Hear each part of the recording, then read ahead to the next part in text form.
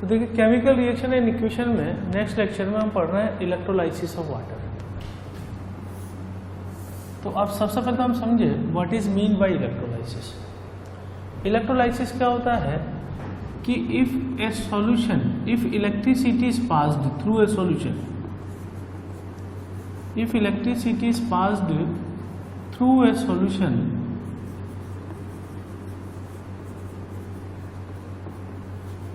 chemical reaction takes place. Chemical reaction takes place.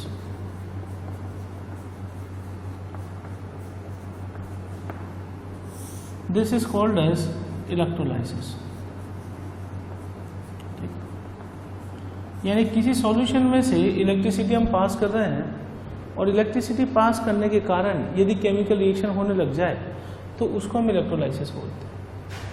अब electrolysis में basic principle ये होता है कि दो प्लेट होती है, एक इसको अपन बैटरी से कनेक्ट कर देते हैं। Suppose these two plate are connected through a battery.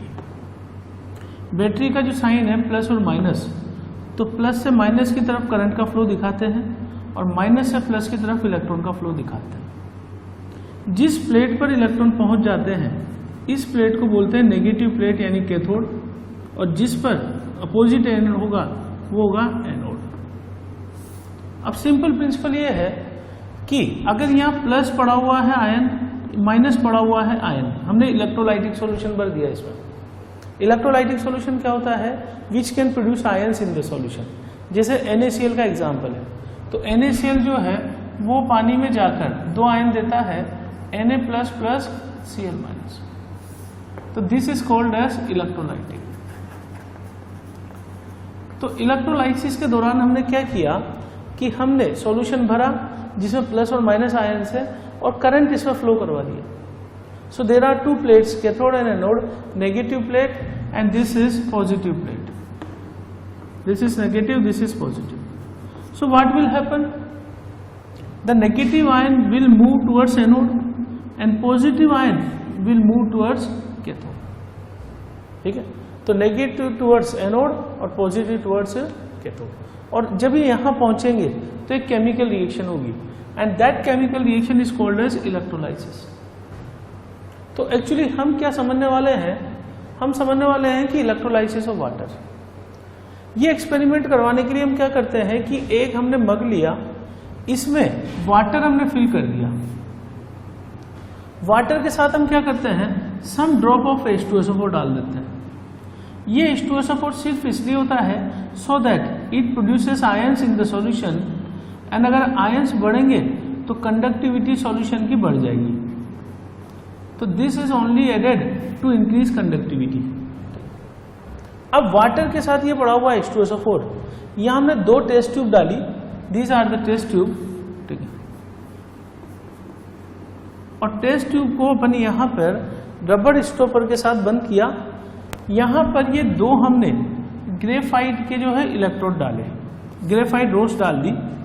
ये एक तरह से इलेक्ट्रोड का काम करेंगे और ये रिएक्शन में पार्टिसिपेट नहीं करते हैं। These that's why they are called as inner electrodes. ठीक, now what will happen when battery is connected? Electrolysis will start. किसका इलेक्ट्रोलाइसिस होने वाला है, electrolysis of water. So electrolysis of water में दो रिएक्शंस होती है, कंक्लूजन में लिखाऊंगा आपको, लेकिन दो रिएक्शन कौन सी होती है। सबसे पहले मैं लूं एनोड पर, तो एनोड पे 2H2O गिव्स यहां से 4 electron plus 4H plus O2। और दूसरी रिएक्शन होती है कैथोड पर। यह आपके इलेक्ट्रोकेमिस्ट्री चैप्टर है 12th में केमिस्ट्री में, उसमें रिएक्शंस आती है 2H2O प्लस 2 इलेक्ट्रॉन से 2OH माइनस प्लस यहां आ जाएगा H2। इस रिएक्शन को हमें बैलेंस करने के लिए 2 से मल्टीप्लाई कर दूं और जोड़ दूं। जब आप इसको सॉल्व करेंगे, ठीक है, तो उस केस में इन दोनों का सम, इन दोनों रिएक्शंस का सम आएगा 2H2O से 2H2 प्लस O2। यानी कि कंक्लूजन ये है कि वाटर का जब इलेक्ट्रोलाइसिस किया जाता है तो एक तो हाइड्रोजन गैस निकलती है और एक ऑक्सीजन गैस निकलती है। किस रेशो में निकलती है? 2:1 रेशो में। यानी यदि ये 1 लीटर बनेगी तो ये 2 लीटर बनेगी साथ में, क्योंकि इसके आगे कोफिशिएंट 2 है। यह हमें पता लग गया, ठीक है। अच्छा, हाइड्रोजन गैस कहां पे निकलती है? हाइड्रोजन गैस निकलती है कैथोड पर और ऑक्सीजन गैस निकलती है एनोड पर। तो इस एक्सपेरिमेंट के दौरान वाटर भर के हमने बैटरी कनेक्ट की और जैसे ही इलेक्ट्रिसिटी पास की तो यहां पर बैटरी का जो हिस्सा, यहां पे हम बोल रहे हैं कि बैटरी का जो हिस्सा नेगेटिव पार्ट से जुड़ा होगा। मान लीजिए सपोज कीजिए ये मैंने एनोड ले लिया, ठीक है, तो एनोड है, तो एनोड किससे जुड़ा हुआ रहेगा? यहाँ पे एनोड जुड़ा हुआ रहेगा पॉजिटिव एंड से, तो ये पॉजिटिव एंड, ये नेगेटिव एंड, और ये मैंने ले लिया कैथोड, ठीक है। कैथोड किससे जुड़ा रहेगा? नेगेटिव एंड से। This is negative end of battery, this is positive and, ठीक है। अब क्या होगा? यहां पर गैस इकट्ठी हो जाएगी ऑक्सीजन और यहां पे कैथोड पे गैस इकट्ठी हो जाएगी हाइड्रोजन। तो वाटर का इलेक्ट्रोलाइसिस हम समझ चुके हैं कि when electricity is pass through a solution, chemical reaction will take place and this is called as electrolysis. During electrolysis, the battery is connected and there are two plates, positive and negative. Negative is cathode, positive is anode. And what will happen? Positive ion moves towards negative plate and negative ion moves towards positive plate. Okay? And what happens during electrolysis of water? Hydrogen and oxygen gas are liberated. Oxygen gas liberated at anode and hydrogen gas liberated at cathode. And these are the two reactions which will take place at the anode and cathode. ये जो है आगे further 12th वाले part में आएगा electrochemistry chapter में, तो ये मैंने इसका आइडिया आपको दिया है। इसके बाद जो नेक्स्ट अपन रिएक्शन कर रहे हैं, नेक्स्ट देख रहे हैं decomposition. So that was the example of decomposition reaction. Decomposition के दौरान क्या होता है कि एक कंपाउंड टूट के 2 या 2 से ज्यादा कंपाउंड देगा। कॉम्बिनेशन में उल्टा होता है, जुड़ते हैं और डीकम्पोजिशन में टूटते हैं, ठीक है। मोस्टली डीकम्पोजिशन में जो है हमें टेम्परेचर देना पड़ता है, हीट देनी पड़ती है, एनर्जी देनी पड़ती है। अब हम डीकम्पोजिशन देख रहे हैं AgCl का, सिल्वर क्लोराइड। अगर सिल्वर क्लोराइड को हम चाइना डिश में रखकर यहां पर इसके ऊपर सनलाइट डालना चालू करें तो because of the sunlight AgCl will dissociate, decompose into silver metal and half of chlorine. Chlorine gas is liberated जो कि वहां से इवोल्व हो जाएगी। तो AgCl के डीकम्पोजिशन से सिल्वर बनेगा। सिल्वर मेटल ग्रे या ब्लैक कलर का होता है। The same reaction takes place with AgBr, silver bromide. What is AgBr? Silver bromide, silver chloride. तो सनलाइट डालने पर सिल्वर मेटल बनेगा और ब्रोमीन यहां से इवोल्व हो जाएगी। AgBr जो है वो यूज किया जाता है ब्लैक एंड व्हाइट फोटोग्राफी में। ब्लैक एंड व्हाइट फोटोग्राफी जो है डी ब्लॉक में है, 12th में केमिस्ट्री चैप्टर में। हल्का सा आइडिया दे रहा हूं मैं कि मान लीजिए एक फिल्म लगाई हमने जिसको रोल बोलते हैं, कैमरा रोल। तो इस पे AgBr हमने गिरा का कोटिंग कर दिया। अब AgBr कोटिंग कर दिया तो क्या होगा कि जहां से लाइट आएगी वहां पर जिस पार्ट में लाइट आएगी वो पार्ट ब्लैक हो जाएगा AgBr का, ठीक है ना, जिससे लाइट आएगी। मान लो व्हाइट पार्ट कोई है, व्हाइट फेस है, तो व्हाइट फेस का यहाँ पे ब्लैक पार्ट हो जाएगा। इसको बोलते हैं अपन नेगेटिव। अगर आपने फोटोग्राफी की टर्म्स सुनी हो तो फोटोग्राफी में एक चीज होती है कि नेगेटिव इमेज बनती है। तो उस नेगेटिव इमेज को क्या करते हैं कि लेबोरेटरी में जाके डेवलप कराते हैं कुछ सॉल्यूशन में डुबो के, और उसके बाद वो इमेज थोड़ी ज्यादा साफ हो जाती है। तो उसको हम बोलते हैं नेगेटिव। नेगेटिव इसलिए बोलते हैं कि जो हिस्सा व्हाइट होता है वहाँ ब्लैक दिखाई देता है और जो ब्लैक होता है वो वहाँ व्हाइट दिखाई देता है। फिर उस रोल को क्या करते हैं कि कैमरा जो है उसके ऊपर से लाइट गुजार के एक AgBr के व्हाइट पेपर पे करते हैं, तो वो फोटो वहाँ पे दिखाई देने लग जाता है। This is the principle of black and white photography. तो you have to remember AgBr is used in black and white photography and it works on a decomposition principle because sunlight breaks this into Ag and Br2. So Ag is black in color or we can say gray in color. Black and white तो जैसे already पहले हम देख चुके हैं white washing में क्या होता है कि अगर हम कैल्शियम कार्बोनेट को गर्म करते हैं, स्टार्टिंग से बात करते हैं, चूने का पत्थर जिसे हम बोलते हैं lime stone, and lime stone इसका केमिकल फार्मूला है कैल्शियम कार्बोनेट। तो स्टार्टिंग में हम करते हैं कि कैल्शियम कार्बोनेट को जब गर्म किया जाता है तो it breaks into CaO plus CO2। CO2 gas जो यहाँ से लिबरेट होगी, तो लाइम स्टोन को गर्म करने पे हमें एक कंपाउंड मिलता है CaO।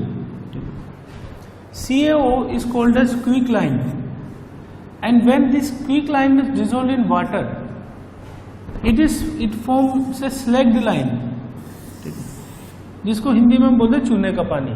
ठीक है, तो स्लैग्ड लाइम जो है, जो चूना को घोल के अपन एक सॉल्यूशन तैयार करते हैं, this slagged lime solution is use for white washing.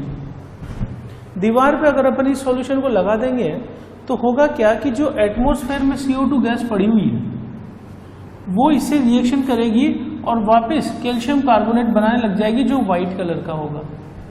और उस व्हाइट कलर के कारण जो है, इस कैल्शियम कार्बोनेट बनने के कारण जो दीवारें चमकीली सफेद दिखाई देती है व्हाइट वॉशिंग के बाद। ठीक, ऑलरेडी हमने एग्जांपल देखा कि वाटर का इलेक्ट्रोलाइसिस करवाया हमने, तो hydrogen and oxygen gas are liberated and they are liberated in 2:1 ratio, क्योंकि कोफिशिएंट इसके आगे 2 है, इसके आगे 1 है। तो हम ये बोल सकते हैं कि volume of hydrogen produce is double of the volume of oxygen. अगर ये 1 लीटर होगा तो ये 2 लीटर होगा, तो volume of hydrogen is double of the volume of oxygen gas.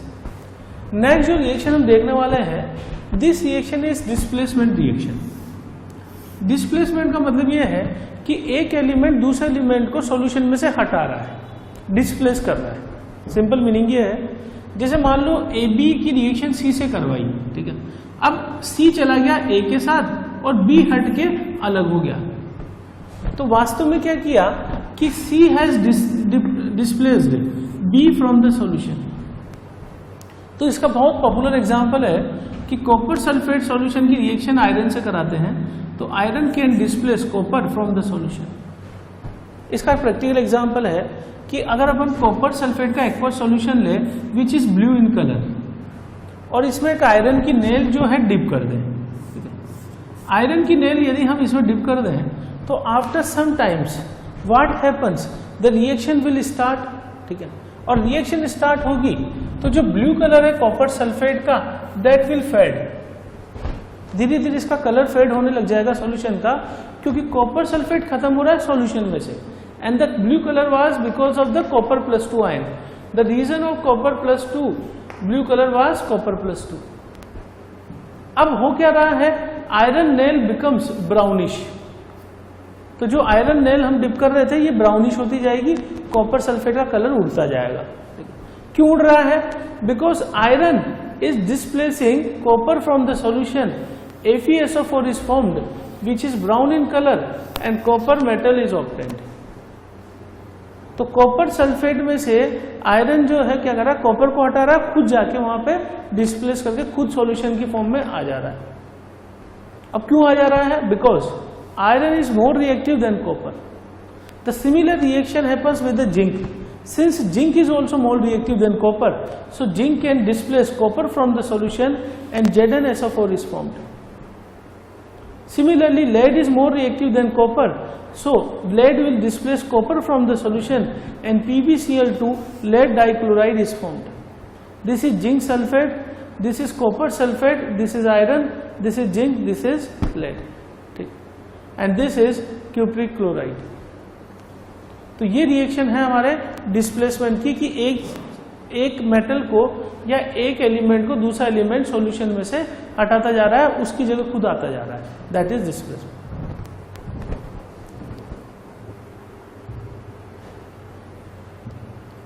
Next हम देख रहे हैं रिएक्शन का type, double displacement reaction. What is mean by double displacement? It is exchanges of ions between reactants. Exchanges of ion का क्या मतलब है? जैसे A plus B minus plus C plus D minus में कर दूं, यदि यहां से कंपाउंड ये बन जाए कि A प्लस चला जाए D के साथ, क्योंकि पॉजिटिव नेगेटिव की तरफ अट्रैक्ट होगा, तो AD प्लस और B माइनस चला जाए C प्लस के साथ, तो BC अगर बन जाए, तो this is called as exchanges of ions between reactant and this is double displacement reaction. Displacement हो रहा है लेकिन म्यूचुअल हो रहा है, ठीक ना। तो पहले सिंगल डिस्प्लेसमेंट था, ये डबल डिस्प्लेसमेंट है। इसका मोस्ट पॉपुलर एग्जांपल है कि silver nitrate solution.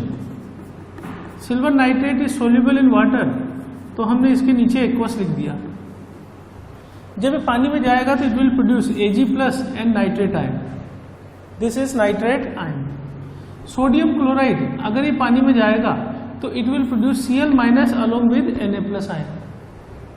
So what will happen? This Ag plus will react with Cl minus and AgCl solid because it is insoluble in water। और NaNO3 के नीचे मैं लिखूंगा एक्वस। किसी सॉल्ट के नीचे एक्वस लिखा हो तो वो सोल्यूबल है और सॉलिड लिखा हो तो इनसोल्यूबल है। So what will happen when these two solutions are mixed? White precipitate of AgCl is formed. The another example is sodium sulfate. This is sodium sulfate of, and this is aqueous solution, means soluble in water. So it will produce ion, sulfate ion. This is barium chloride. This is barium chloride, and barium chloride is soluble in water. It will produce Ba plus 2 ion in the solution. So what will happen? These two ions will attracted towards each other and they will form BaSO4 salt. It is insoluble and white color, so precipitate of white color is formed. And what will happen? This Na plus will react with Cl minus to form NaCl and it is soluble in water, aqueous. Similarly, if I mix lead nitrate, aqueous solution lead nitrate with potassium iodide, balancing के लिए मैंने 2 लगा दिया है, it is also soluble in water. So what will happen? Lead nitrate will produce Pb plus 2 ion and potassium iodide will produce I minus ion. This I minus will react with Pb plus 2. So PbI2 will be formed. Again it is insoluble in water, so it is yellow colored PPT. And along with PbI2, 2NO3 minus will react with 2K plus forming 2KNO3 aqueous solution. तो ये reaction जो है तीनों example है double displacement reaction का, where there is exchange of ions between two reactants.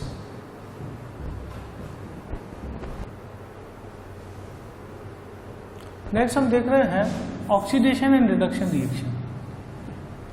So during a oxidation the definition is that there is a addition of oxygen. अगर किसी compound में ऑक्सीजन आके जुड़ जाएगा तो that is called as oxidation. ठीक, तो ज़्यादातर चीज़ें जो हम एटमॉस्फेयर में देखते हैं कि फल फ्रूट वगैरह खराब हो जाते हैं, ठीक है ना, खाना बाहर रखा हुआ है तो वो खराब हो जाता है, तो उसका मेन कारण होता है कि उसमें जो फूड पड़ा हुआ है वो ऑक्सीडाइज होने लग जाता है। ठीक है, तो ऑक्सीडेशन का सबसे पॉपुलर एग्जाम्पल है कि अगर अपन कोयले को या कोक को जलाएं ऑक्सीजन के साथ, तो इनफैक्ट रिएक्शन है ये। रिएक्शन क्या है कि oxygen will combine with the carbon and CO2 is evolve. So if we see the reference of carbon atom, so oxygen is being added in the carbon, so there is a addition of oxygen, so this is called as oxidation reaction. Similarly अगर मैं copper के लिए देखूं तो copper और oxygen मिलकर CuO बनाने लग गए हैं, तो कॉपर में ऑक्सीजन ऐड हुआ है तो हम ये बोलेंगे कि कॉपर का oxidize, copper is oxidized into CuO। उल्टा अगर हम देखें रिडक्शन, तो रिडक्शन एक्चुअली क्या होता है, एडिशन ऑफ हाइड्रोजन गैस और लॉस ऑफ ऑक्सीजन गैस, उल्टा बोल सकते हैं। इनफैक्ट यहां भी हम एडिशन ऑफ ऑक्सीजन या फिर हम इसको बोल सकते हैं लॉस ऑफ हाइड्रोजन। तो सिंपल तरीके से याद रखोगे कि ऑक्सीडेशन यानी ऑक्सीजन जुड़ना और रिडक्शन यानी ऑक्सीजन हटना, या फिर हम उसको बोल सकते हैं addition of hydrogen gas. So in this reaction Cu और हाइड्रोजन में रिएक्शन हो रहा है, तो CuO is being converted into Cu। So we can say the oxygen is being lost.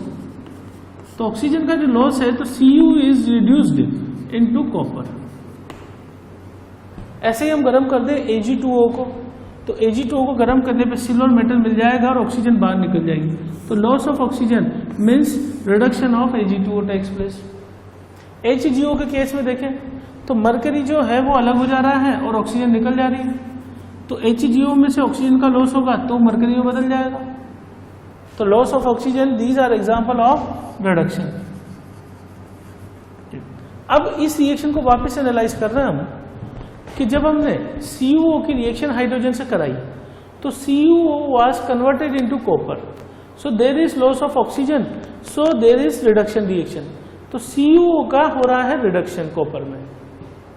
अब CuO ऑक्सीजन का जो लॉस कर रहा है ये ऑक्सीजन कंबाइन हुई हाइड्रोजन के साथ और हाइड्रोजन बदल गया H2O मॉलिक्यूल। तो हाइड्रोजन के रेफरेंस में ऑक्सीजन का एडिशन हो रहा है, तो H2 का यहां पे क्या हो रहा है, ऑक्सीडेशन। ठीक, तो gain of oxygen means oxidation.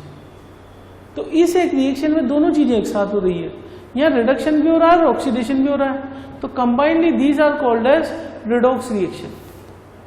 So what is redox? Where reduction and oxidation both take place, यानी एक एलिमेंट का रिडक्शन होगा तो दूसरे का ऑक्सीडेशन होगा। This is perfect example. इसका ऑक्सीजन का लॉस होगा, इसमें ऑक्सीजन ऐड हो रहा है, जिसमें ऑक्सीजन ऐड होगा उसका ऑक्सीडेशन और जिससे ऑक्सीजन हटेगा उसका रिडक्शन। तो इसका रिडक्शन इसमें और इसका ऑक्सीडेशन इसमें, and combinedly this is redox reaction. चलो